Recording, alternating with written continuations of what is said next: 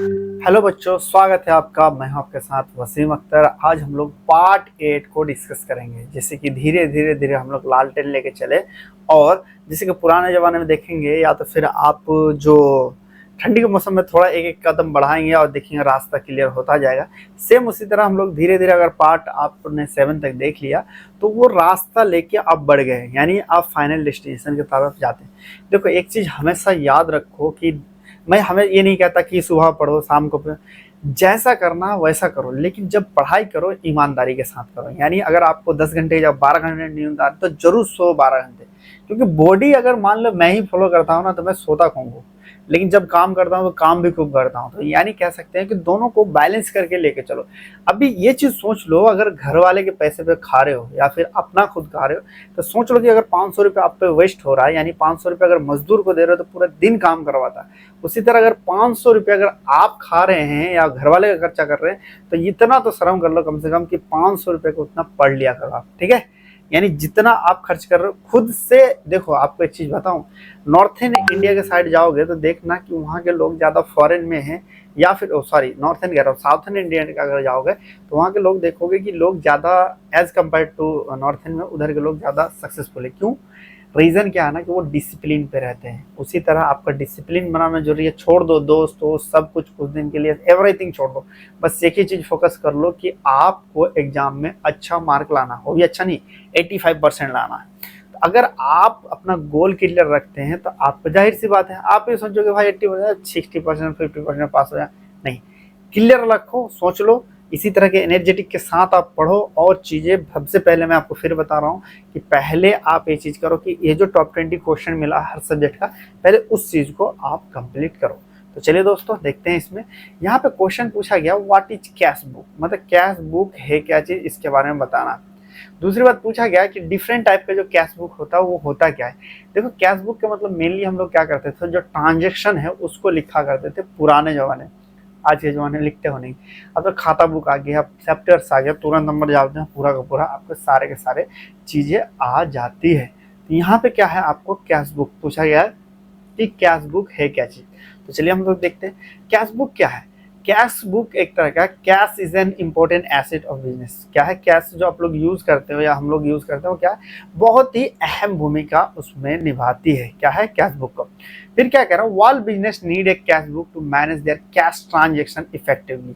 मतलब क्या है, हम लोग की कैश बुक का यूज इसलिए करते हैं ताकि जितना भी कैश से ट्रांजेक्शन हो या इफेक्टिवली हो, उसको मैनेज करने के लिए हम लोग इसका यूज करते हैं।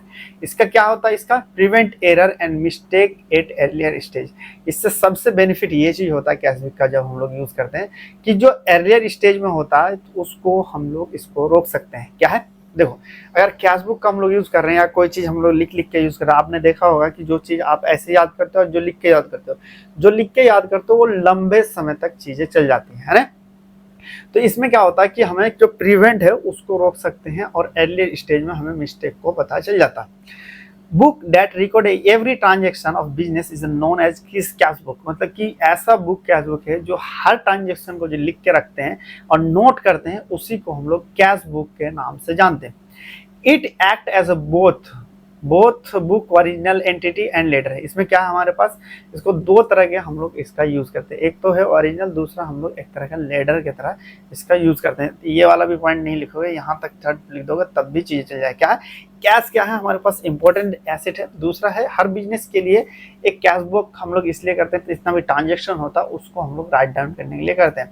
और ये जो क्या करता है, हर कैश को ये रिकॉर्ड करता है ताकि हम लोग प्रिवेंट करें, यानी कोई भी एरर हो, मिस्टेक हो, उसको रोकते हैं किसमें, अर्लियर स्टेज में। ठीक है, अब देखते हैं कैश बुक के बारे में बात करें। फिर यहाँ पे cash book is a financial record that track all cash. मतलब क्या है कैश बुक, क्या एक तरह का फाइनेंशियल रिकॉर्ड है। उस वाले लैंग्वेज अगर नहीं लिख सकते तो इसको जरूर लिख देना। पूछ रहा कि कैश बुक क्या एक तरह फाइनेंशियल रिकॉर्ड करने के लिए एक तरह कैश ट्रांजेक्शन इंक्लूड रिसिप्ट होता है एंड पेमेंट होता है। It serve as a both journal and ledger. ये क्या है, जनरल और लेडर की तरह यूज करते हैं। ये हेल्प करता है क्या, बिजनेस मेंटेन करने में एक्यूरेट कैश फ्लो रिकॉर्ड में। मतलब कितना कैश आया, कितना गया, कितना हमारे पास एसेट्स बचा हुआ है, इन सब चीजों को देखभाल करने के लिए, यानी पूरा का पूरा चीजों करने के लिए कैश बुक का यूज करते हैं। अब देखते हैं टाइप ऑफ कैश बुक के बारे में। सबसे पहले आता है सिंगल कॉलम। यहाँ पे फिर नेक्स्ट क्वेश्चन पूछा था टाइप्स में यहाँ पे आता है सबसे पहले सिंगल कॉलम, फिर आता है डबल कॉलम। सिंगल कॉलम में देखना कि क्या चीज कह रहा है। देखो सिंगल कॉलम में मतलब ऐसा चीज होता है the record only cash transaction without bank और डिस्काउंट डिटेल। इसमें क्या है, सिर्फ ओनली कैश ट्रांजेक्शन का ही रिकॉर्ड आ सकता है। यानी क्या है, एक कैश बुक का कॉलम आता था कि जिसमें सिर्फ आपका कैश का ही आपका कॉलम रहता था, ना ही उसमें बैंक लिख सकते थे, ना ही हम उसमें डिस्काउंट लिख सकते थे। अब फिर जब वो चीज देखा गया तो यहाँ पे आ गया आपके पास double cash book. Double cash book में include both cash and bank transaction providing more detail finance record. यानी डबल कैश बुक में क्या हो गया हमारे पास, डबल कॉलम कैश बुक में, कि इसमें हमारे पास फाइनेंशियल रिकॉर्ड भी लिख सकते थे और इसमें बैंक डिटेल ट्रांजेक्शन भी लिख पाते थे। फिर आता हमारे पास triple column cash book. Triple column में मतलब कि content columns cash book discount offering and other जो है पूरा ट्रिपल कॉलम में पूरा डिटेल में आ जाता है। अब चालक वाले क्या करेंगे, जब ट्रिपल हो गया तो यहाँ पे लगा दो फोरपल लगा दो, नहीं यहाँ पे क्या है आपका पीटी कैश बुक। लास्ट हमारे पास क्या है, PT cash book use for recording small and every day expenses separately from the main cash book. देखो पीटी बुक कह सकते हो एक तरह का उसी के जैसा छोटा सा, जैसे कि आप एक्सपेंस के लिए आपने देखा होगा कि एमआर का जो जॉब करता है उसका जो एक्सपेंस उसमें लिखने के लिए यूज करते हैं, यानी कंपनी जो देती है वो क्या करता है पीटी कैश बुक में लिखा जाता है। ठीक है, ये पूरा का पूरा यहाँ पे आपको डिफाइन करना है। नेक्स्ट यहाँ पे पूछा गया है कि डिफाइन टर्म वेंडर। वेंडर का मतलब होता क्या है, वेंडर कह लीजिए, वेंडर का मतलब होता क्या है, और डिस्कस करें कि वेंडर के सिलेक्शन प्रोसेसर में क्या होता है। ये वेंडर हो गया, एक्चुअली ये वेंडर है। ठीक है, वेंडर सिलेक्शन में मतलब कि कह सकते हैं कि आपको क्या क्या चीज़ों को देखना पड़ता है। देखो वेंडर जब हम लोग सिलेक्शन करते हैं तो हमें किन सब चीज़ों का ध्यान रखना पड़ता है। सबसे पहले जब हम लोग वेंडर सिलेक्शन करते हैं तो होना क्या चाहिए, pharmacy purchase medicine from wholesaler और समटाइम्स रिटेल मैन्युफैक्चरर। तो फार्मेसिस्ट का जो हम लोग खरीदते हैं, कभी कभी हम लोग होलसेलर या फिर हम लोग मैन्युफैक्चरर से भी हम लोगों को खरीदना पड़ता है। A vendor also referred as a supply third party entity. यानी वेंडर क्या है, मान लीजिए आपके पास मेडिकल स्टोर है तो आप क्या करते हैं कि आपने होलसेलर से लाया, तो होलसेलर क्या है आपके लिए एक वेंडर है। और होलसेलर कहाँ से, मैन्युफैक्चरर से लाता है, तो मैन्युफैक्चरर का वेंडर कौन है आपका, नहीं होलसेलर का मैन्युफैक्चरर कौन है आपका, वेंडर जो है मैन्युफैक्चरर।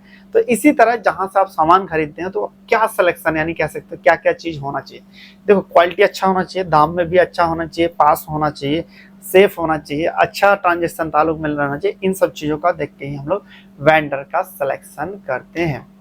क्या एग्जाम्पल, वेंडर सिलेक्शन होलसेलर या फिर मैन्युफैक्चर होता है। इसमें क्या होता है, हमारे पास प्रोवाइडर होता है या सॉफ्टवेयर डेवलपर होता है, उसी को हम लोग वेंडर के नाम से जानते हैं। देखो जब वेंडर सिलेक्शन करते हैं तो कुछ क्राइटेरिया है। देखो सबसे पहले ये तो वेंडर का आप इंट्रोडक्शन लिख देंगे यहाँ पे कि क्या है वेंडर।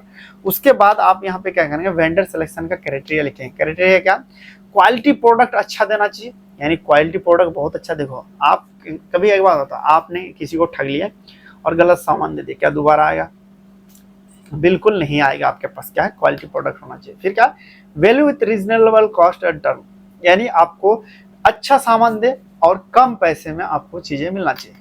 फिर क्या हमारे पास, ट्रांसपोर्टेशन कॉस्ट। ट्रांसपोर्टेशन यानी कि ऐसा नहीं कि हम लोग 20-25 किलोमीटर मिल रहा, हम 100 किलोमीटर से ला रहे हैं 10 रुपये कम के चक्कर में, तो वो खर्चा भी तो पड़ जाएगा। एंड ट्रांसपोर्टेशन कॉस्ट भी कम आपका पड़ना चाहिए। फिर discount for volume and earlier payment. इसमें क्या हमारे पास ये चीज़ है कि अगर लार्ज वॉल्यूम लेते हैं या फिर जल्दी पेमेंट करते हैं तो उसके लिए भी आपको वो डिस्काउंट दे। आप क्या प्रोवाइड करेंगे, जहाँ पे डिस्काउंट देगा वहीं पे चीज़ें लेना पसंद करेंगे, बिल्कुल जाहिर से बात है। तो वहाँ पे आप डिस्काउंट के लिए अर्लियर पेमेंट होना चाहिए।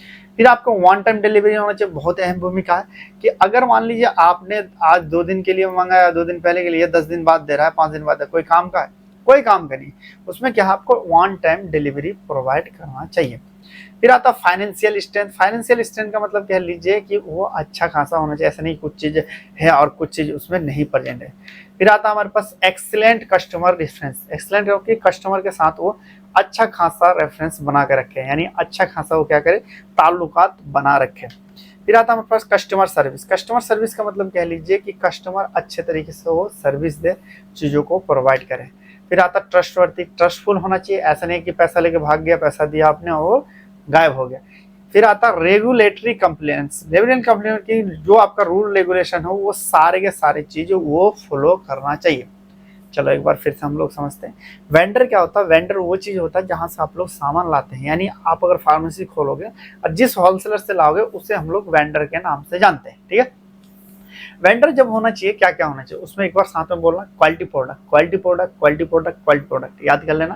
क्वालिटी प्रोडक्ट होना चाहिए, क्वालिटी प्रोडक्ट होना चाहिए वेंडर में। फिर नेक्स्ट देखो, नेक्स्ट याद करो कि value with reason, value with reasonable cost, value with reasonable cost यानी अच्छा खासा रीजनेबल कॉस्ट दे, अच्छा सा वैल्यू विद रीजनेबल कॉस्ट दे। फिर ट्रांसपोर्टेशन कॉस्ट कम हो, ट्रांसपोर्टेशन कॉस्ट आपका कम हो, ट्रांसपोर्टेशन कॉस्ट कम हो। डिस्काउंट होना चाहिए, on time delivery they, one time delivery they, financial strength they, one time delivery they, financial strength they, excellent customer reference होना चाहिए, कस्टमर सर्विस अच्छा होना चाहिए, ट्रस्टवर्दी होना चाहिए और रूल रेगुलेशन फॉलो करना चाहिए। इनका आप क्या करना, मुझे शॉर्टकट बना के, आप लोगों को मैंने सिखाया था शॉर्टकट बनाना, वो मुझे कमेंट में बताना कि इसका शॉर्टकट आप लोग क्या क्या बनाते हो। कि अब तक हमारे ऐप को नहीं डाउनलोड किए हैं तो आप लोग डाउनलोड कर सकते हैं, और कोई भी क्वेरी है तो यहाँ पे मैसेज कर सकते हैं, और कोई भी दिक्कत हो मेरे सब्जेक्ट से रिलेटेड तो आप मुझे इंस्टाग्राम पे हेलो हाय कह सकते हैं। तो चलिए दोस्तों, फिर मिलेंगे नेक्स्ट लेक्चर में, तब तक बाय, टेक केयर।